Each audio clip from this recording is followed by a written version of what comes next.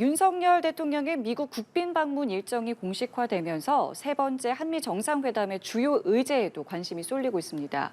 미국 주도의 대중국 견제협의체 쿼드 참여 논의도 본격화될 전망인데요. 네, 이달 중순 일본과의 정상회담까지 추진되며 한미일 삼각공조를 위한 구체적인 현안도 논의가 될 걸로 보입니다. 관련 내용들 김진아 한국외대 LD학부 교수, 조진구 경남대 극동문제연구소 일본센터장과 함께 이야기 나눠보겠습니다. 두 분 어서 오십시오. 안녕하세요. 예, 안녕하십니까. 말씀드린 것처럼 4월 26일이죠. 미국 국빈 방문 예정이 되어 있습니다. 한국 대통령이 미국 국빈 방문하는 게 12년 만인데요. 이렇게 국빈 방문하게 되고 한미 정상회담이 열리게 되는 이런 상황들, 그 의미 어떻게 좀 저희가 생각하면 좋겠습니까? 네, 국빈 방문은 미국인들이 생각하기에 좀 영광스러운 자리다라고 얘기를 합니다. 그리고 이 영광스러운 자리는 동맹국들에게 기회를 줘야 된다라고 계속 말을 해왔었고요. 그렇기 때문에 국빈 방문은 아무래도 동맹을 관리하는 차원에서 많이 이용이 되었다라고 이해를 하시면 될 것 같아요. 12월에 사실은 EU에서는 메르켈 총리가 물러나고 그리고 미국이 파트너를 누구로 그러면은 EU에서 유럽 지역에서 삼을 것인가를 물색하던 중에 결국엔 떠오른 것이 마크롱 프랑스 대통령이었고 그래서 프랑스 대통령을 초청을 했었던 거죠. 그런 의미를 부여하고 있어요. 마찬가지로 이번 국빈 방문도 동맹 관리 차원에서 아시아의 주요 동맹이다라는 부분들을 좀 상징적으로 나타낸다라는 측면에서 굉장히 중요한 것인데 그만큼 사실은 좀 부담스러운 자리이기도 합니다. 왜냐하면 국민의 세금을 써가면서 호화로운 여러 가지 행사들을 해야 되기 때문에 예. 이것을 국내적으로 셀링 포인트가 많아야 되거든요. 그럼 그 정도의 가치가 있는가라는 부분들을 한국이 계속적으로 보여줘야 되는 또 자리이기도 하다라는 점 우리가 좀 기억을 해야 될 필요가 있죠. 예, 미국 입장에서도 그럼 국빈 방문을 허용한 것을 여러 가지 좀 의미로 해석을 해볼 수가 있겠군요. 네, 그렇습니다. 뭐 중요한 아시아의 동맹 중에 하나다라고 하는데 최근에 아무래도 한일 관계 개선이 가장 큰 배경이 되었다라고 할 수도 있을 것 같아요. 예. 물론 한일 관계 개선이 뭐 국빈 방문의 필수 조건이다라고는 할 수는 없을 거예요. 하지만 그것이 없었다라고 한다면 굉장히 스무스하게 이 자리로 오기까지 여러 가지 논의들이 자연스럽지 않았을 거다라고 우리가 예측을 해볼 수는 있는 것이고요. 예. 이 한미일 협력이라는 부분에 대해서 바이든 대통령이 굉장히 힘을 쏟아왔는데 그간의 한일 간의 협력이 약간 삐걱거리는 가운데 있어서 이게 약간 걸림돌로 좀 작용을 하고 있었거든요. 그렇기 네. 때문에 이 아시아에 있는 동맹들이 이제 정상화시켜서 네트워크를 강화시킨다라는 그 의미를 부여하는 차원에서 이제 국빈 방문이 추진되는 것이고 이 백악관 브리핑을 한번 보면요. 세 가지를 또 강조를 했어요. 미국의 경제, 그리고 미국인들, 그리고 인도태평양의 안정을 위해서 한미 관계를 한 차원 더 끌어올렸다라고 얘기를 합니다. 지금 미국의 관점에서 보면은 순전히 이제 미국의 중심적인 국가 이익에 조금 접목되는 그런 설명들을 많이 하고 있다라는 부분들 우리가 좀 생각을 해봐야 되고요. 네. 그리고 또 중요한 계기가 또 있어야 된다라는 부분입니다. 그렇기 때문에 2011년에 왜 한국이 국빈 방문을 할 수 있었냐? 결국에는 FTA가 성사가 되고 의회에서 그것을 인준을 함으로써 중요한 계기를 만들어냈었죠. 마찬가지로 이번에도 그러면은 한미가 어떠한 방향으로든 좀 포괄적인 그런 동맹이다라는 부분을 외연을 좀 확대를 하고 그리고 이제는 지역 동맹 또는 한반도를 방어를 위한 그런 군사 동맹이 아니라 글로벌 파트너십으로서 다시 한 번 더 성장하는 그런 부분들을 보여줌으로써 이것이 바로 그 계기다라는 걸 보여줘야 된다는 그런 과제를 안고 있습니다. 예.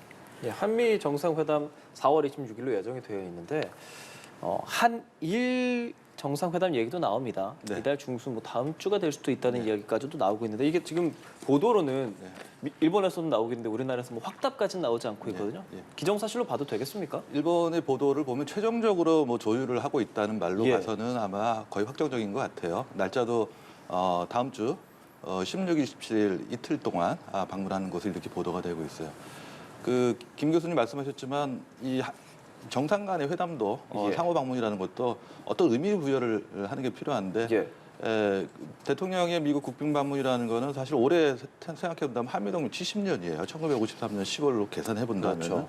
아주 중요한 그 절목이라는 것도 의미가 있고 또 한미 관계에서 일본을 또 빼놓고 이야기할 수 없어요. 그러나 한일 관계라는 관계 개선을 위해서 한국이 적극적으로 노력한 부분도 평가를 할 수 있는 것이고요. 좀 아쉬운 거는 다음 주 16일, 17일 날 만약에 방문을 한다 그러면 왜 다음 주였느냐 하는 거를 우리가 어떻게 의미 부여할 것이냐 예. 하는 것인데 네. 제가 곰곰이 보니까 지난해 그 10월 가을부터 기시다 총리의 외국 방문의 일정을 보면은 모든 초점이 5월 달에 히로시마에서 열린 G7에 맞춰져 있어요. 예. 지난해 10월 달에 호주를 방문해서 뭐 안보 공동선언을 발표를 했습니다. 그리고 12월 달에 안보 정책과 관련된 중요한 문서를 개정을 했거든요. 올해 들어와서 1월 달에는 유럽과 북미 지역을 방문했어요. 뭐 프랑스, 이탈리아, 영국, 캐나다, 미국. 사실상 독일을 빼놓고 전부 G7의 그 가맹국이거든요. 예. 독일의 경우는 지난해 숄츠 총리가 일본을 방문했어요. 그렇기 때문에 G7의 사전 어떤 뭐 조율이랄까 정책 조율이라든가 다 이런 거를 했다고 볼 수 통해서 있겠네요. 했던 거죠. 그리고 더군다나 대통령이 16일, 17일 날 방문하고 그날 17일 날 이미 독일의 숄츠 총리가 또 방문을 하기로 결정이 돼 있어요. 17일부터 19일까지. 또 끝나는 19일 날부터 21일까지 기시다 총리가 인도를 방문한다고 또 이렇게 엄청 예정되어 바쁘네요. 있어요. 예. 그러니까 이런 그 골고루 생각해 본다면은 사실상 어떻게 보면은 일본이나 미국 정상에 좀 일정이 맞춰진 측면이 없지 않아 있다. 그래서 조금 그런 거를 고려해서 좀 서두르는 거 아니냐. 이런 거를 본다면은 우리가 무엇을 얻었느냐. 미래지향적인 한미 관계, 한일 관계, 한미의 협력은 중요한데 우리가 실제로 얻은 소득이 무엇이냐 하는 거를 조금 한번 곱씹어 볼 필요는 있다고 생각합니다. 네, 말씀하신 것처럼 만남도 물론 중요하고 만남 자체보다 이제 어떤 것들이 오고 가겠느냐 이 부분에도 이제 주목을 해야 하는데 특히나 지금 우리 같은 경우는 일본의 이제 호응을 기다리는 입장에서 한일 정상회담이 나온다면 만약에 이것들이 뭐 만족할 만한 수준의 것들이 나올 수 있다고 좀 보시는지요? 만족할 만한 수준이라는 거는 결국 그 지난 3월 6일 날 박진 장관께서 발표하시면서 일본 정부의 포괄적인 사죄, 예. 그다음에 일본 기업의 자발적인 기여라는 거를 말씀하셨거든요. 예. 우리 국민이 필요로 원하는 것도 그렇고 피해자와 유족들이 원하는 것도 그런 것인데 그런 거를 다음 주에 그 정상회담에서 어떤 형태로 일본 측이 표명할 것이냐 혹은 네. 그를 위해서 네. 양국 외교 당국 간의 어떤 협의가 진지하게 이루어져 있냐 하는 걸 좀 두고 봐야 하겠지만은 사실상 그래서 커다란 의미에서 본다면은 분수령이 될 가능성이 있어요. 일본을 우리 대통령께서 일본을 방문한 게 2011년 12월 달 이후예요. 그러니까 아주 오랫동안 방문을 못했었고 일본의 총리도 한국을 못 온 그런 상태가 지속돼 왔거든요. 예. 그러면서 가장 큰 현안을 해결을 한다고 우리가 내놨는데 일본 측이 무엇을 줄 것이냐, 어떤 것을 표명할 것이냐 모든 사람들이 지금 주목을 하는 그런 상황에서 일본도 나름대로 고민을 할 거라고 생각합니다. 다만 저는 우리가 원하는 그런 방향으로 정말 아주 진솔하게 일본 측이 표명해 줄 것이냐 하면 조금 낙관하기에는 좀 낙관만 할 수 없는 그런 상황이다라는 걸 좀 말씀드리고 싶습니다. 예.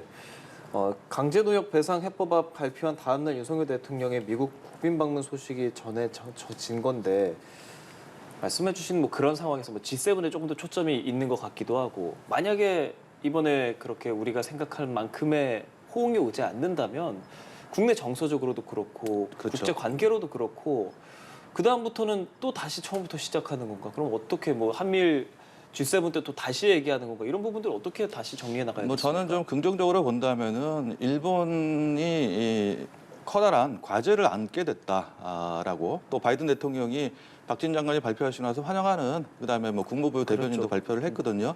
그런 의미에서 본다면은 미국이 중요하게 생각하는 동맹국 간의 예. 협력이라는 큰 틀에서 본다면은 한국이 적극적으로 노력을 해왔는데 네. 그에 대해서 일본이 어떻게 대응할 것이냐 하는 것을 지켜보고 있다는 일본도 거죠. 어느 정도 부담을 지금 갖게 그렇죠. 갖고 지켜보고 있겠습니까? 있는 거죠. 그렇기 때문에 이 한미일 협력이 중요한데 한미와 미일은 기존의 틀과 충분히 협력의 가능성이 강화될 가능성이 있는데 사이에 있는 한일 간의 협력의 틀이 좀 약화될 수도 있다. 혹은 한국에서 거센 비판을 받게 된다 하면은 미국이 원하는 건 아니거든요. 그렇기 때문에 일본도 미국이 어떤 방향에서 무엇을 원하는 걸 알고 있기 때문에 예. 어느 정도는 호응해 줄 것으로 보입니다. 근데 그게 우리 국민이 만족할 만한 수준이냐 하는 예. 건 다른 얘기니까요. 예. 말씀해주신 것처럼 미국이 지금 집중하고 있는 것은 이제 한미일 삼각 공조일 것 같습니다. 이게 외교 분야도 일 것이고요, 안보 경제 분야의 총망라한 삼각 공조가 될 것 같은데 이번 이제 미국을 방문하게 됐을 때 어떤 이제 내용들이 좀 나올 수 있는지, 내용들이 나왔을 때 이제 그것들이 어느 정도 좀 구체화가 될 수 있는지 좀 궁금한데요. 네, 이번에 블링컨 장관과 그리고 김성한 실장이 만나서 크게 세 가지를 논의했다라고 그래요. 우크라이나를 포함한 글로벌 안보에 대한 우리의 지원 방안, 그리고 경제 안보를 예. 강화하는 방안, 그리고 대한민국 방위에 대한 미국의 공약, 이 세 가지를 얘기를 했는데, 그 얘기는 경제와 안보가 동일하게 또 중요한 네네. 핵심 이슈로 취급이 될 거다라는 거죠.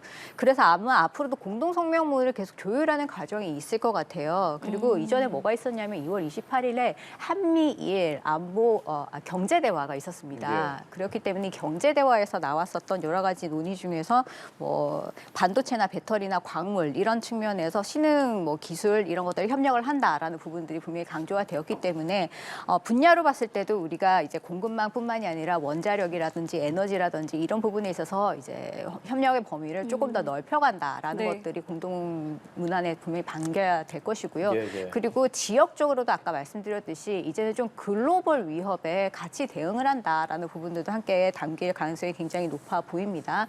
아무래도 한반도 문제와 관련해서는 우리가 관심이 있어 하는 게 미국의 확장 억제 실행력을 얼마나 또 강조를 해줄 것인가, 네. 이런 부분일 거예요.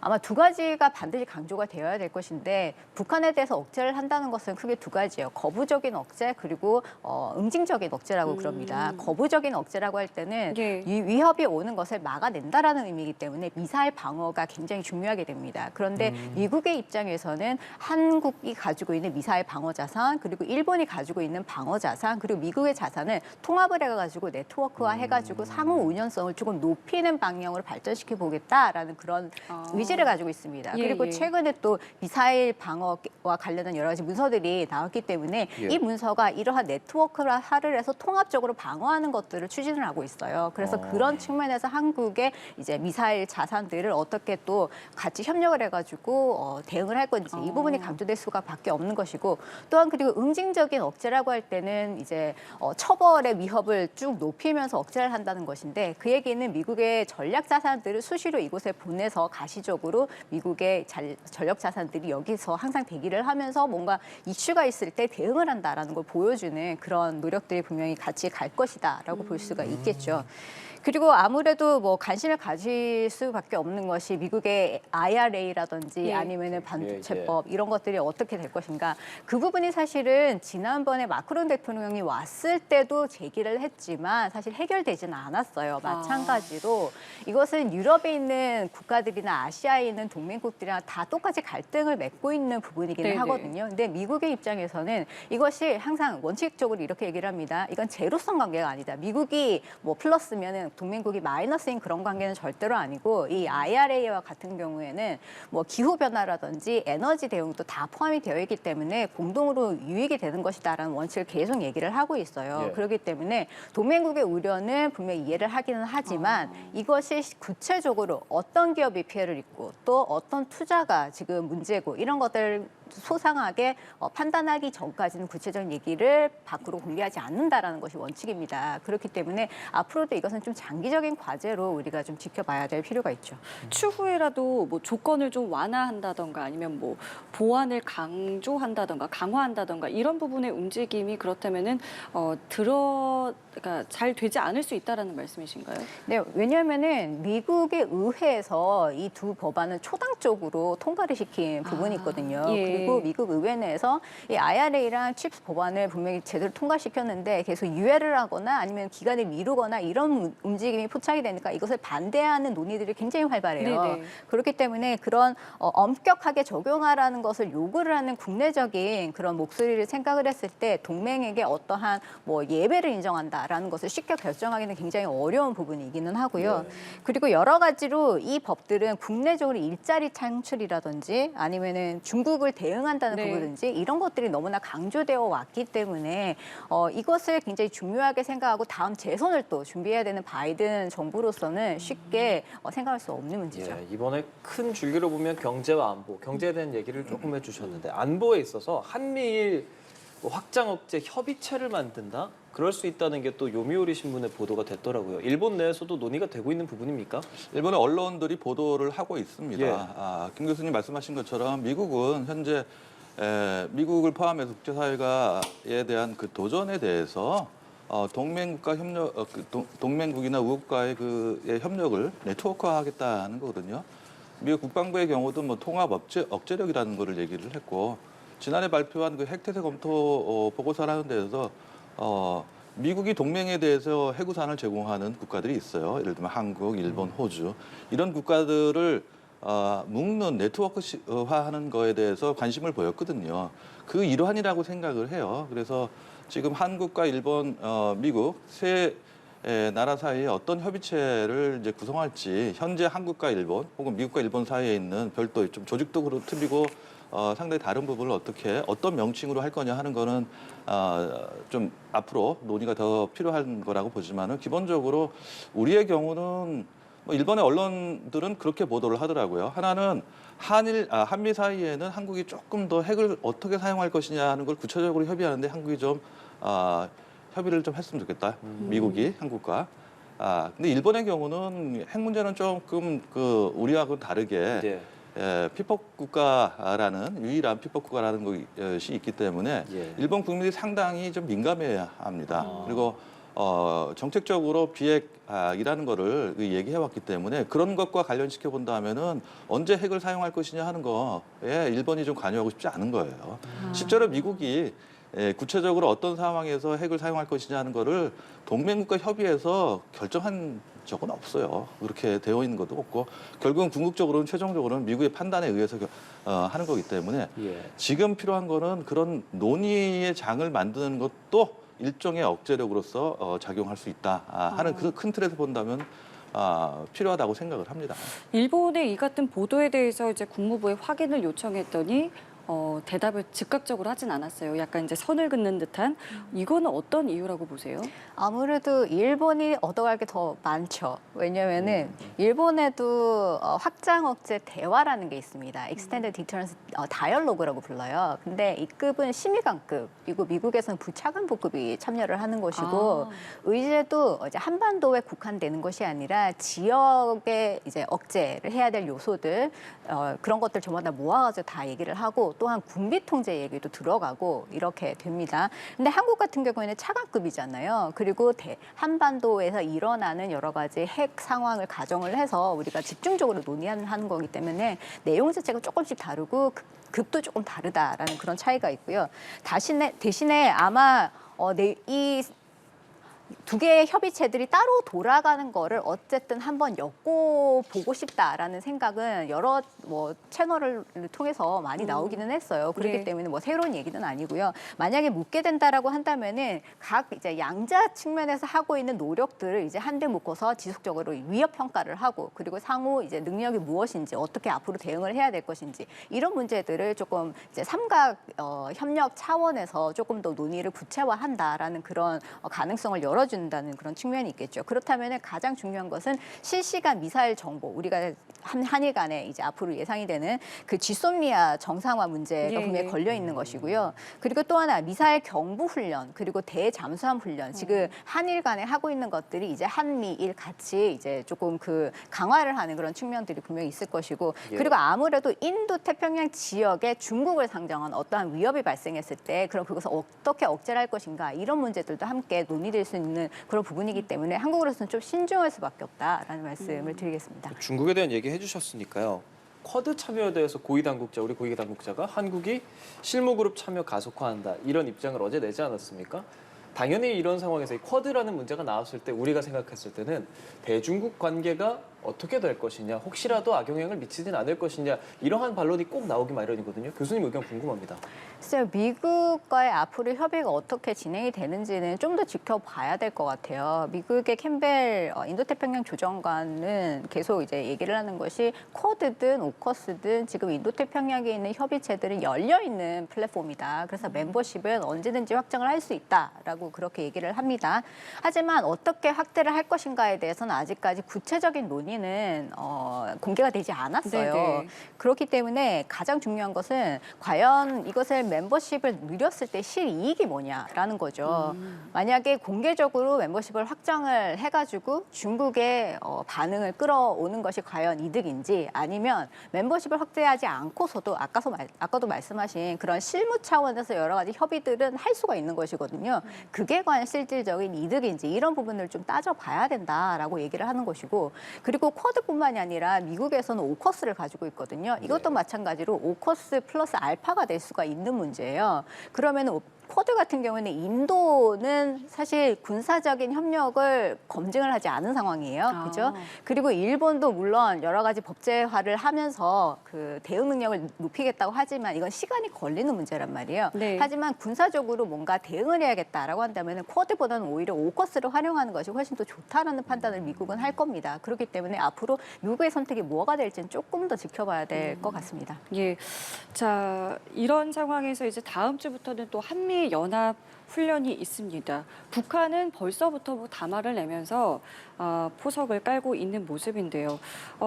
방미까지 하게 된다면 북한의 도발은 점점 더 고조화될 것이다라는 추측이 있는데 뭐 어떻게 좀 예측하고 계시는지요? 글쎄요, 저는 한미 훈련이 이제 3월 달부터 본격화 되면서 예. 훈련에 대한 대응은 분명히 할 거지만 사실 방미는 정치적인 이벤트인데 이것에 대해서 대응을 할까? 이건 조금 결이 조금 다른 문제다라는 네네. 그런 생각을 하고 있고 그리고 기본 원칙이 북한이 내세우기로는 한미의 군사적인 움직임에 따라서 압도적으로 대응한다라고 네네. 조건부로 얘기를 했거든요. 그렇기 때문에 한미가 연합훈련 등을 하면서 어떻게 군사적인 무력 그 태세를 보여줄 것인가에 따라서 북한도 거기에 상응하는 무력 시위를 할 것이다. 그렇기 때문에 지켜봐야 된다라고 말씀을 드리고 싶고 그리고 아직까지는 좀 레토릭을 보면은 약간은 방어적인 그런 얘기들을 하고 있어요. 예를 들어서 김여정 부부장이 북한이 전략 무기를 시험할 때 이것을 요격을 하면은 이것이 이제 뭐 선전포고로 간주가 된다라고 예, 네. 얘기를 한 네네. 거잖아요. 그러니까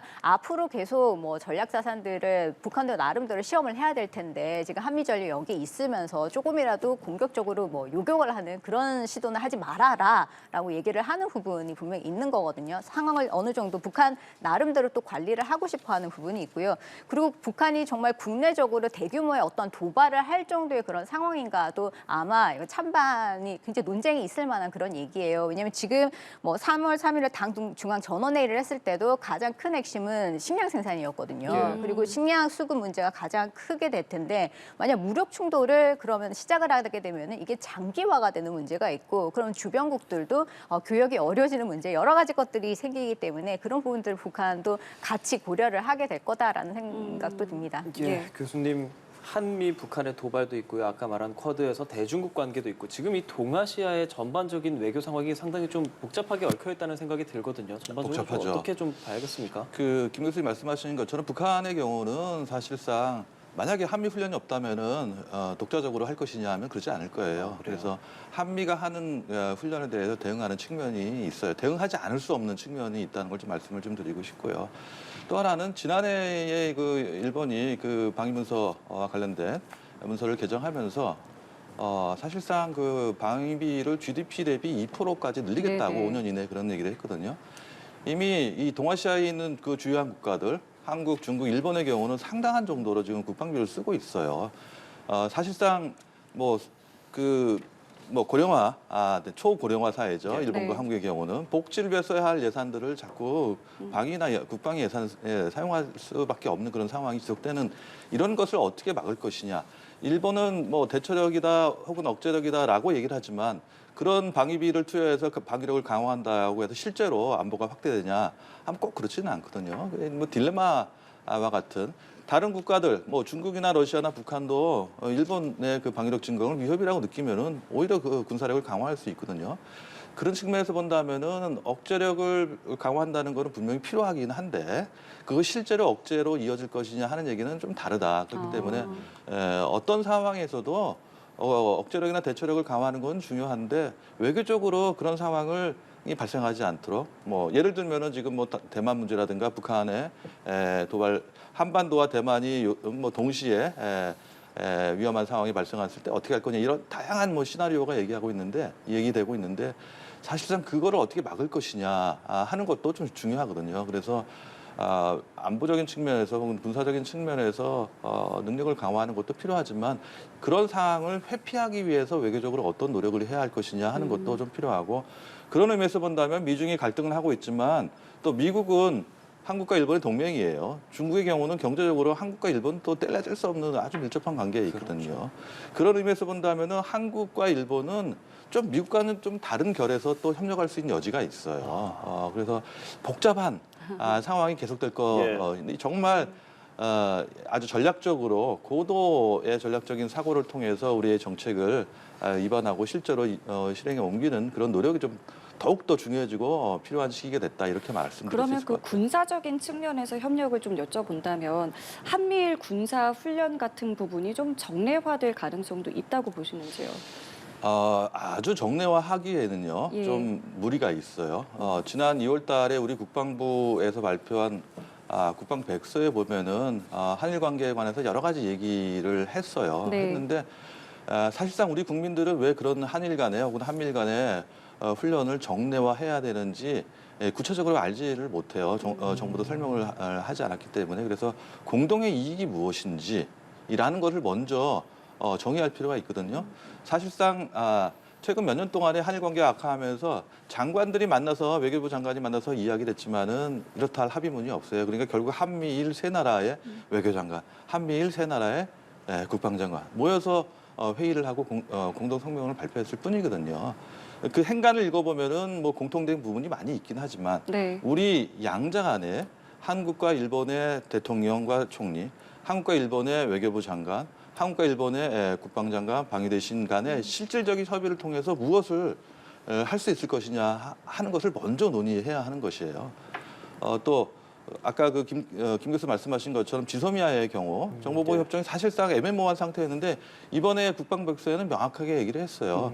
우리가 효력을 중단하겠다는 통보했는데 애매모호한 상태이지만 그걸 다시 또 효력을 정지한다고 통보한 거를 뭐 정지한다고 얘기했거든요. 그러니까 정상화된 것도 아니고 정상화하지 않은 것도 아닌 모호한 상태였는데 이번 백서에는 그 이후에 2019년 11월 이후에 모호한 상태에서 그 이후에도 정확하게 정보를 교류하고 있다는 얘기를 했어요. 근데 정보를 교류하는 것 자체는 중요하지 않은데 이게 하나의 계기를 통해서 실질적으로 국방 당국 간에 혹은 뭐 한국 군과 자유대 간의 어떤 신뢰를 회복하고 하는 그런 과정을 거칠 필요가 있는데 그 과정을 좀 양국 국민들에 대해서 소상하게 설명을 하는 것이 먼저가 아닐까 하는 생각이 듭니다. 예, 알겠습니다. 오늘 두 분 말씀은 저희 여기서 마무리 짓겠습니다. 김진아 한국외대 LD학부 교수, 조진구 경남대 극동문제연구소 일본센터장과 함께했습니다. 고맙습니다. 고맙습니다.